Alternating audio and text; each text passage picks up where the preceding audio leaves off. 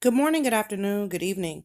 I hope I've reached you in a positive moment. For those of you that are joining for the first time, this channel is about all things business, more specifically, my experience with small business and whatever I can do to help you start, run, and grow your small business, and a little bit of my opinions and things like that. Okay?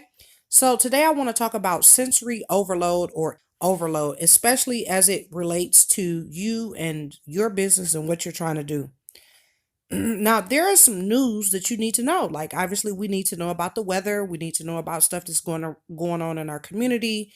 But you also need to gauge, what directly affects you and what you can directly affect. Meaning, I'm not saying, just be all business. Obviously, we have our lives, we have our children, our friends, our family, our causes and things that we're really interested in. But sensory overload is when you sit there and you get all this information and you don't even act on it. It's just information just coming from just articles and news and Trump and this and that, just from all directions. And what winds up happening is nothing. Nothing winds up happening. No progress is made because there's just so much information. And I'm guilty of it too. You know, I watched a bunch of videos about laying floors. I haven't laid a floor yet.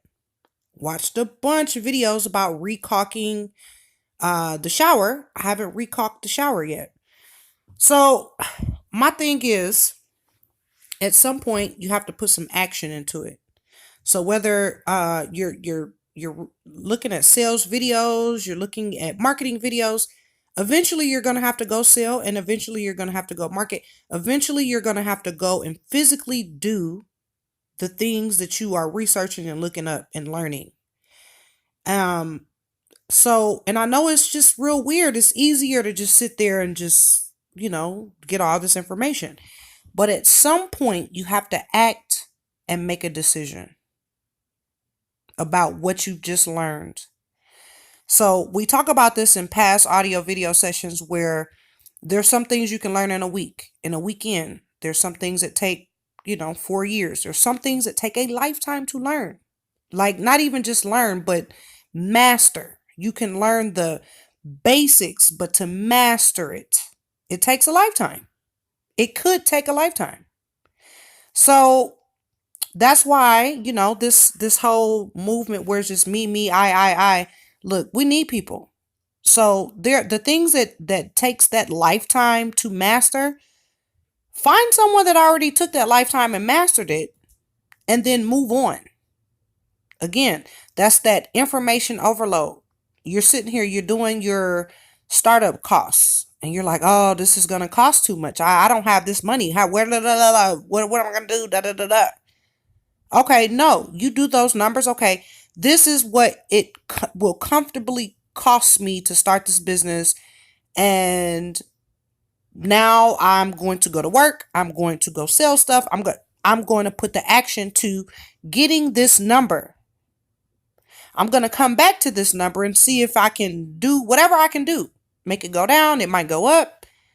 But once I get this number, I'm not going to, oh, this is too much. And, oh, I don't have $100,000. Where am I going to, there's no way. 2-3 years later, you're still looking up. You still have the interest in this thing. The cost is still the same. That time that you're still looking this up and looking that up and searching this and looking at that and information here, business news, reading this article, going to this seminar, you could have actually maybe even gotten some merchandise and start selling it, working towards your goal. At the very least, maybe getting some of your team together, building some of the free stuff. At that 2-year mark, you may not have the 100 grand yet, but you have a lot of the groundwork laid. And voila, you might have repaired your credit. And now you can just go borrow the 100,000. But in that 2 years, if you just sat there and relished on the fact that you didn't have the money, and you didn't do anything, you didn't make any progress, you didn't go forward and put any action into it, you're going to be nowhere. The bottom line is, I'm not telling you to jump into something head first and not research it and not know any information about it. But I'm not telling you to sit there and just gather all information and not take any action. At some point, you have to get out of the sensory and the information overload, meditate, come back to yourself, and start putting the action, start doing something. Okay? And no, it might not be what you're supposed to be doing. You might be doing it backwards. You might be doing it wrong. But guess what? You're doing something. So, like always, I hope everything you touch turns to gold.